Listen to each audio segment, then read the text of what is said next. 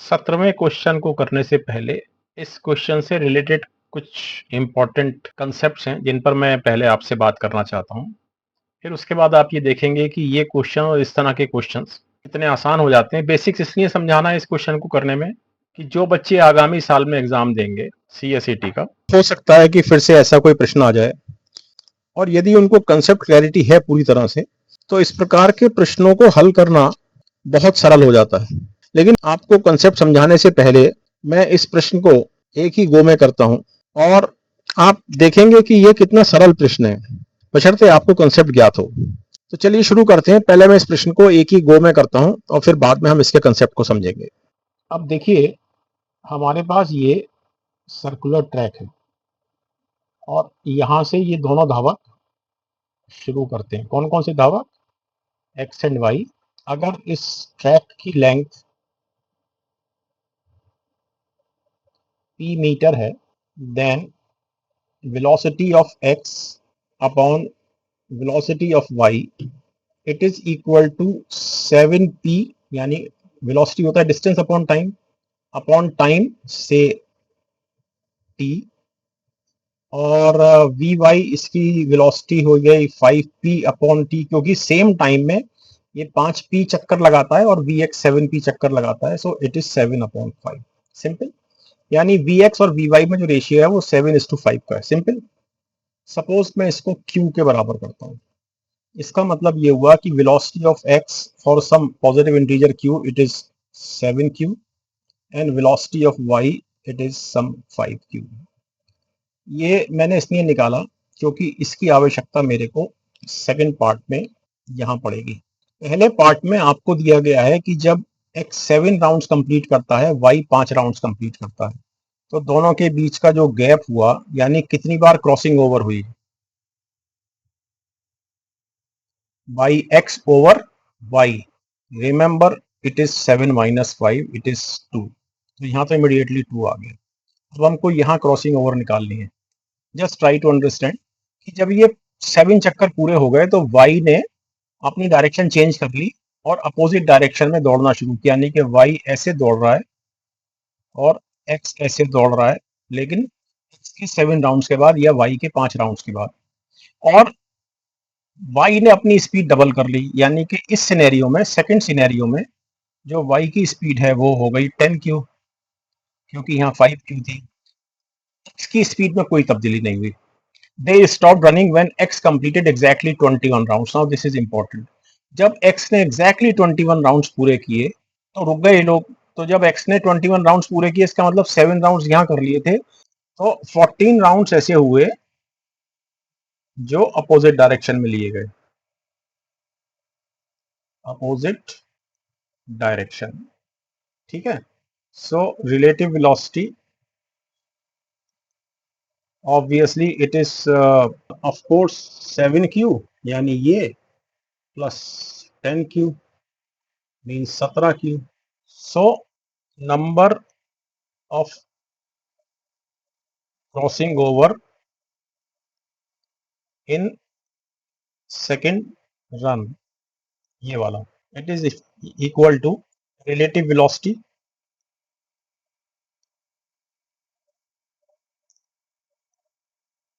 Into time upon track length बराबर relative velocity is 17q, time is of course distance upon speed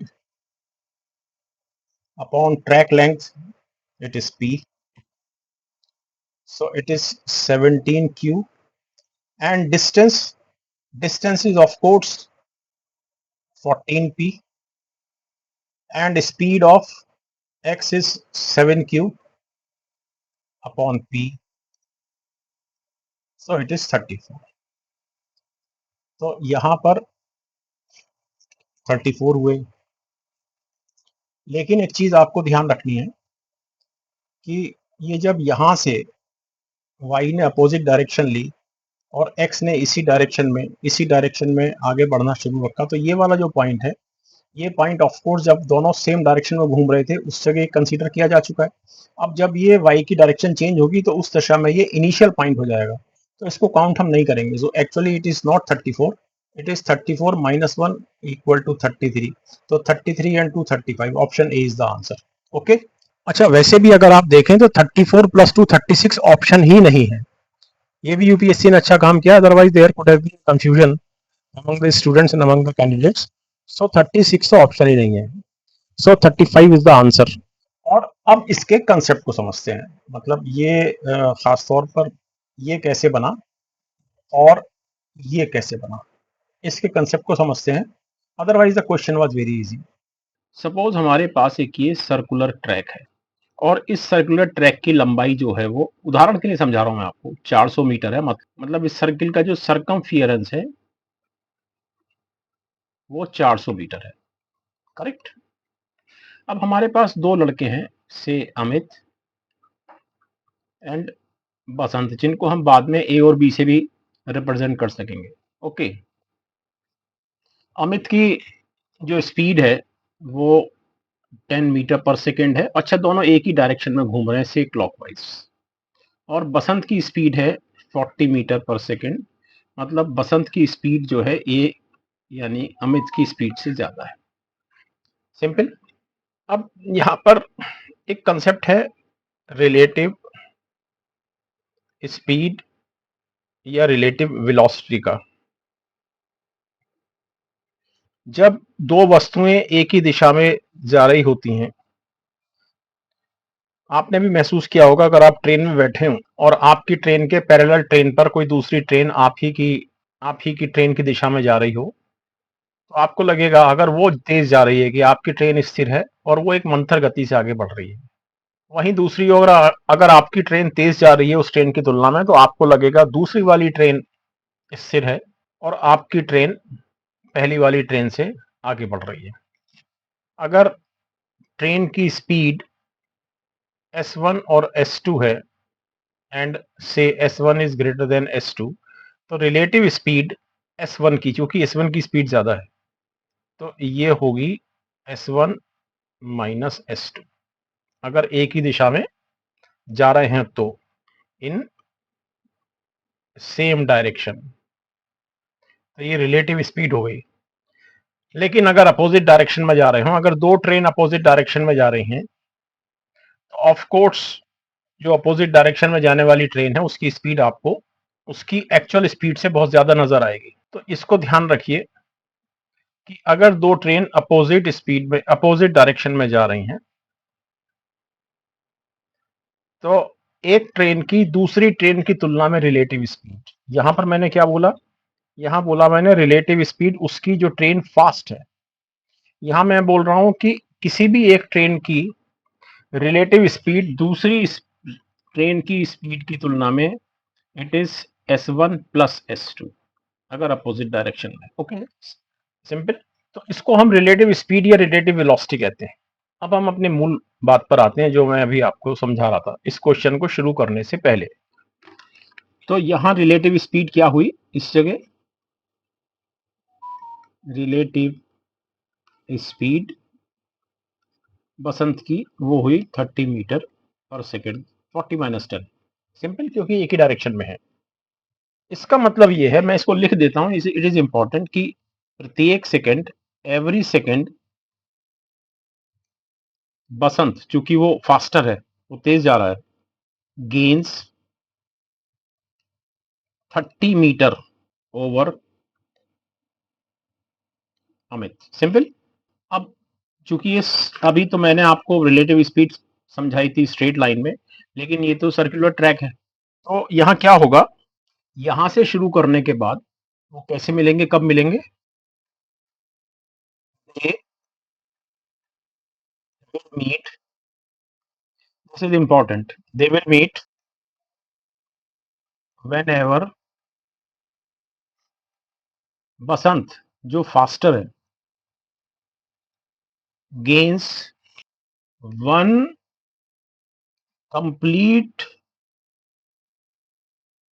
circle over Amit, suppose किसी moment पर अमित यहां पर है और बसंत ने सपोज इसको अभी क्रॉस किया है, तो अगली बार इसको बसंत को इसे क्रॉस करने के लिए पूरा सर्किल घूमना पड़ेगा। सिंपल। तो ये 2 पॉइंट आपको ध्यान रखने। अब ये एक बार आप समझ लेंगे तो आपके क्वेश्चन बहुत आसान लगेगा। तो वो ड्यूरेशन, ये इंपॉर्टेंट है। When they cross each other, of course one complete circle से 400 and relative speed, of course, क्योंकि आप ये मान के चलिए, आपको प्रिज्यूम करना पड़ेगा कि यहां पर अमित रुक गया है, क्योंकि हम रिलेटिव स्पीड की बात कर रहे हैं। तो अब बसंत की स्पीड 30 है, तो इस जगह अमित रुक गया है, तो ये इसको पूरा एक सर्किल घूमकर फिर से यहां आना पड़ेगा। Okay, so it is 400/30, so it is 13 and 1/3 second. इतने सेकेंड में एक दूसरे को दोनों क्रॉस ओवर करेंगे। सिंपल। अब एक चीज, एक शब्द और याद रखिए कि वन कंप्लीट सर्किल को हम वन लैप बोलते हैं, LAP। अब सवाल है कि कितनी बार मिलेंगे ये।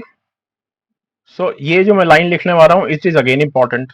सो रिमेंबर मीटिंग यानी crossing over depends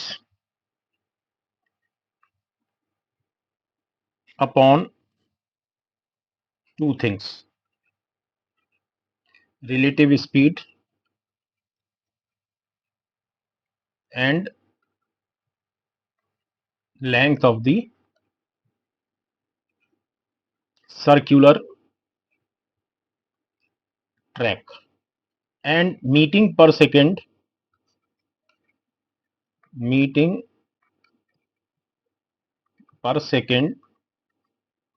of course it is relative speed gained, जो बसंत ने गेन कर रखी है, अपॉन ट्रैक लेंथ। अब इसकी यूनिट समझ लीजिए, यूनिट से आपको चीज क्लियर हो जाएगी। Relative speed gained of course metre per second में आएगी और ट्रैक लेंथ मीटर में आएगा, तो कुल मिला के 1/s बनेगा, यानी कि पर सेकेंड बनेगा। इसीलिए मैंने यहाँ पे मीटिंग पर सेकेंड लिखा, लेकिन मीटिंग पर सेकेंड तो होती नहीं, हमको तो निकालना है कि मीटिंग कितनी देर में होगी। सो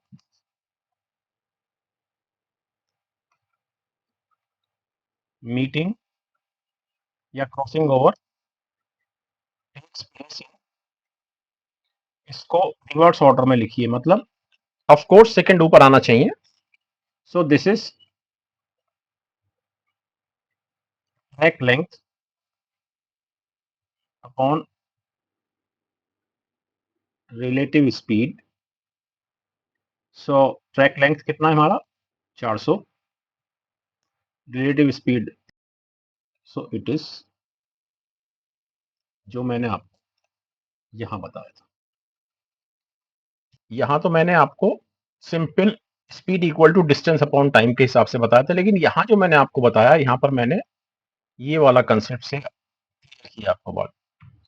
ओके, अब इस चीज को समझिए कि इस उदाहरण से समझा रहा हूं मैं आपको कि 13 सही 1/3 सेकेंड में एक मीटिंग होती है, मतलब एक बार क्रॉस ओवर होता है जब ये 2 रनर्स यानी अमित और बसंत दौड़ रहे हैं और बसंत फास्टर है। सिंपल।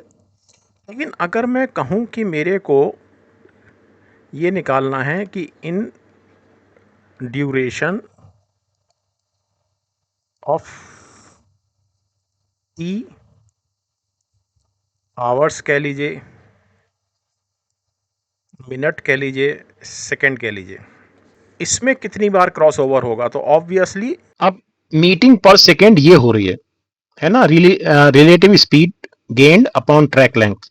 तो अगर हम टी आवर्स या टी मिनट या टी सेकेंड में कुल कितनी बार क्रॉस ओवर होगा या कुल कितनी मीटिंग्स हो जाएंगी दोनों के बीच में, अगर हमको ये निकालना हो, तो ऑफ कोर्स हम आवर्स मिनट या सेकेंड की ये जो यूनिट है टाइम की, इसको अकॉर्डिंगली चेंज करके, अकॉर्डिंगली मतलब ट्रैक लेंथ पर कौन सी यूनिट है, स्पीड पर कौन सी यूनिट है, इसके हिसाब से हम टी की यूनिट चेंज करके हम हर हालत में number of meetings in T hours या टी मिनट या टी सेकेंड हम निकाल सकते हैं। इट इज, याद रखिए इस फॉर्मूले को, ये इस्तेमाल होगा रिलेटिव एक निश्चित समय सीमा में नंबर ऑफ क्रॉसओवर्स निकालने के लिए। ये तो मीटिंग पर सेकेंड गुणा टाइम टी, यानी कि टी टाइम में कितनी मीटिंग्स होंगी हमको टी से गुणा करके मिलेगा, सिंपल। अब हम अपने बेसिक क्वेश्चन पे आते हैं, यानी कि ये द मोस्ट इंपॉर्टेंट फॉर्मूला जो इस तरह के क्वेश्चन में इस्तेमाल होता है। सिंपल। अब एक चीज और भी देख लीजिए, ये जो मैं आपको चीजें बताता हूं, ये फॉर्मूला याद रखने में इससे आपको आप सहज रहेंगे। हम एक काम करते हैं, ये जो मैंने फॉर्मूला बनाया है आपके सामने, इसकी मैं डायमेंशन वर्कआउट करता हूं। अगर ये वाला फॉर्मूला डायमेंशन लेस आ जाता है, मतलब इसकी कोई डायमेंशन नहीं है, मतलब ये it is just a number, इसका मतलब इट इज करेक्ट फॉर्मूला, इसलिए कि नंबर ऑफ मीटिंग्स की कोई डायमेंशन नहीं होगी। अब रिलेटिव स्पीड की जो डायमेंशन है वो है मीटर पर सेकेंड, टाइम की सेकेंड, और नीचे ट्रैक लेंथ की मीटर। ऑफ कोर्स सेकेंड से सेकेंड कटा, मीटर से मीटर, मीटर कटा, सो इट इज डायमेंशन लेस। ये भी थोड़ा ध्यान रखना चाहिए आपको। चलिए चलिए अपने उस क्वेश्चन पे आते हैं जो सीएसईटी की परीक्षा में दिया गया है। So let us see this 17th question. X and Y are two runners who run for the same duration of time on the same circular track. They started running at the same time in the same direction with uniform speeds. When X completed 7 rounds, Y did exactly 5. तो हमारे पास एक question में, इस question में एक circular track दिया गया है, ओके, और इस सर्कुलर ट्रैक पर एक ही डायरेक्शन में दो धावक, दो रनर्स X एंड Y दौड़ रहे हैं, ओके, सेम डायरेक्शन में। कंडीशन ये है कि जब X 7 राउंड्स कंप्लीट करता है उस समय तक Y 5 राउंड्स कंप्लीट करता है। तो क्वेश्चन में आगे बढ़ने से पहले इनकी स्पीड, रिलेटिव स्पीड थोड़ा वर्कआउट कर लेते हैं।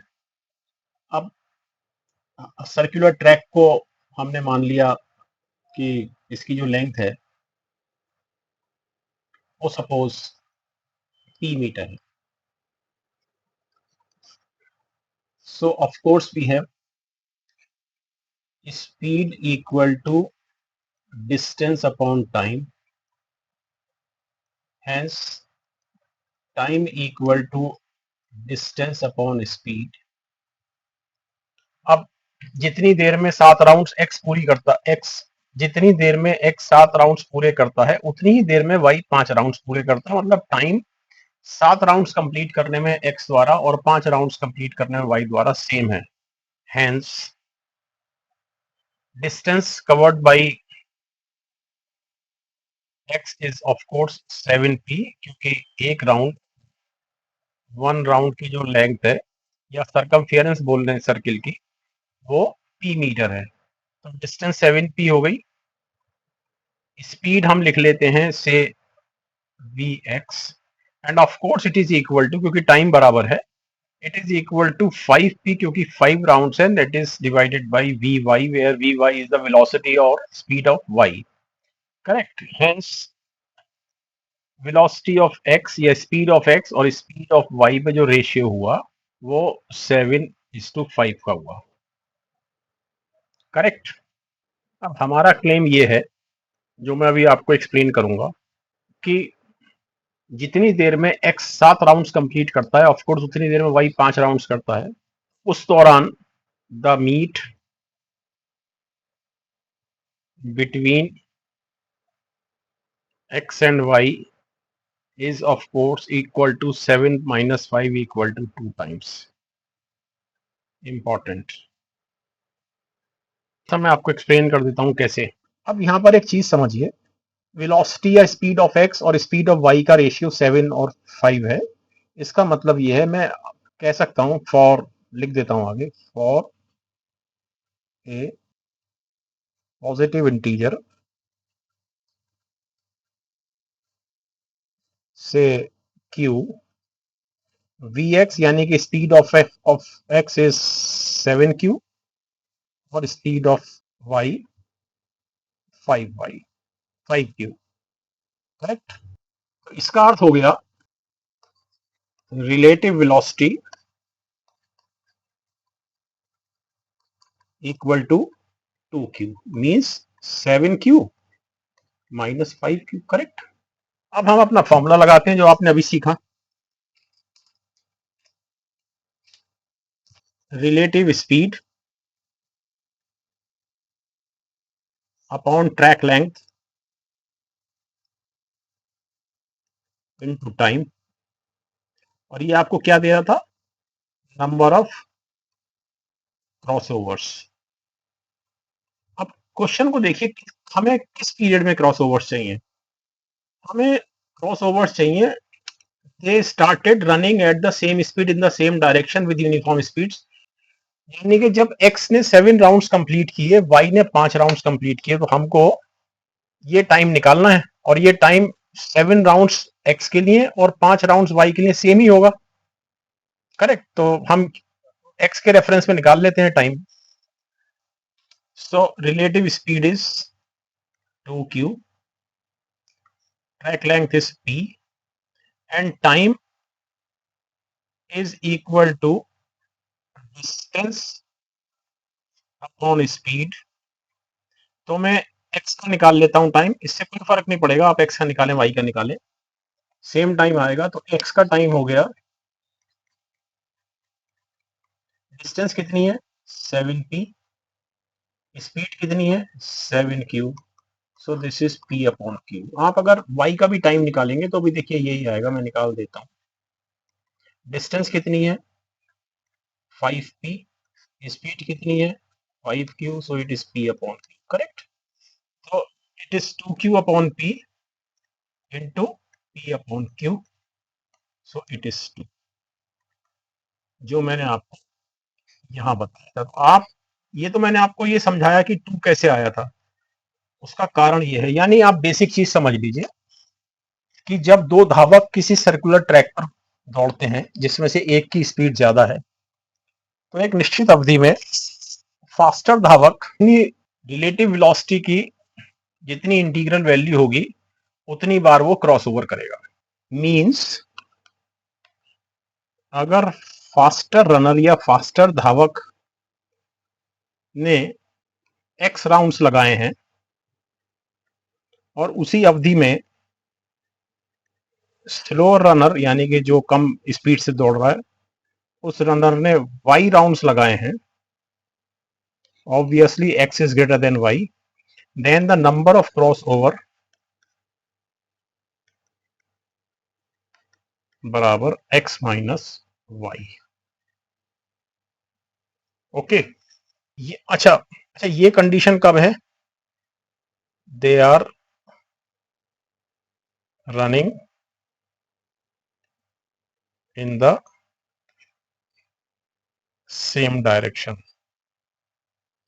but if they are running in the opposite direction,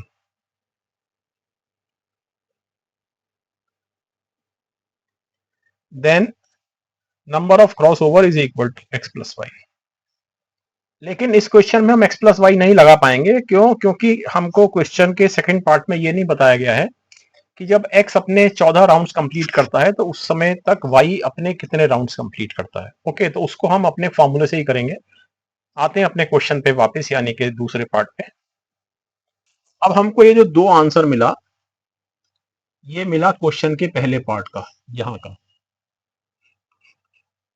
तो ये मिल गया हमको दो। अब नेक्स्ट पार्ट देखते हैं। नेक्स्ट पार्ट में क्या है, after completing 5 rounds y changed his direction and started running in the opposite direction.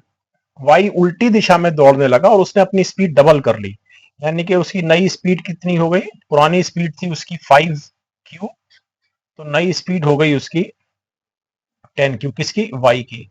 उसकी स्पीड वही रही 7q, और ये दौड़ तब खत्म हुई जब x ने 21 राउंड, एग्जैक्टली 21 राउंड खत्म किया। अब यहाँ पर जो है ना एक पॉइंट ऑफ कंसर्न है, उसको आपको ध्यान रखना चाहिए। उसने कहा है कि एग्जैक्टली 21 राउंड, एग्जैक्टली 21 राउंड्स का मतलब ये होता है कि 21 में से आपको इसके 7 निकालने पड़ेंगे, यानी कि ये वाला जो काम हो रहा है, ये वाला, ये 14 राउंड्स के लिए हो रहा है। इसको ध्यान रखिए, क्वेश्चन की भाषा को हमेशा रीड बिटवीन द लाइंस पढ़ना चाहिए। तो अब सबसे पहले रिलेटिव वेलोसिटी वर्कआउट करते हैं. So relative velocity is of course equal to 7q plus 10q. ये x की वेलोसिटी है और ये y की पहले 5q थी पिछले वाले पार्ट में यहाँ पर, और अब ये 10q हो गई. सो इट इज 17q. प्लस इसलिए किया है because they are running in opposite direction. Correct. अब टाइम निकाल लेते हैं. टाइम कौन सा टाइम? कि जब x ने 14 राउंड्स कंप्लीट किए, क्योंकि उसको एग्जैक्टली 21 करने हैं. 7 राउंड्स यहाँ हो चुके हैं, तो 14 राउंड्स कितनी देर में कंप्लीट करेगा ये हमको निकालना है. So time is of course equal to distance upon speed. Speed, so distance is of course 14p because एक राउंड p लेंथ का है और स्पीड है उसकी 7q. So it is p upon q. तो हमारा जो फॉर्मूला है नंबर ऑफ मीट्स या number of crossover, it is of course equal to relative speed गुणा time upon track length. So this is relative speed. So relative speed is 17q. Time is 2p upon q. And track length is p. So this is 34. So 34 meets हुई. लेकिन important चीज ये है, अगर ये track था तो यहां से इसने वापस लौटना शुरू किया, इस वाले पॉइंट को हम छोड़ देंगे क्योंकि ये इधर जाते समय जब ये दोनों सेम डायरेक्शन में गए थे तब इसको ऐड किया गया था. अभी ये स्टार्टिंग पॉइंट इधर जाने के लिए, तो इसको हम काउंट नहीं करेंगे. सो 34 माइनस 1 इक्वल टू 33. दो पहले पार्ट के हैं यानी कि यहाँ के 2 हैं और यहाँ के हो गए 33, तो कुल मिलाकर हो गया ये 35. So option A is the answer. Okay, simple. अब ख्याल से आपको बेसिक सारा समझ में आ गया है. तो इस क्वेश्चन का एक्सप्लेनेशन लंबा जरूर था, मतलब ये अपने आप में इस क्वेश्चन का ही वीडियो बहुत लंबा हो गया है, लेकिन ये इतना कॉम्प्लेक्स था इसका जो पूरा प्रोसेस था कि आपको समझाना बहुत आवश्यक था. अगर इसमें बीच में कहीं पर भी चेन टूट जाती तो आपको पूरा जो इसका प्रोसेस है सॉल्व करने का वो समझ में नहीं आता. I hope you have got it. और अगर आपके पास इसके बाद भी कुछ इश्यू है तो आप निश्चित रूप से कमेंट बॉक्स में जरूर लिखें. मैं उसको अगले वीडियो में हर हालत में आपकी शंकाओं का समाधान करूंगा, सॉल्व करूंगा. ओके. वीडियो देखने के लिए बहुत धन्यवाद.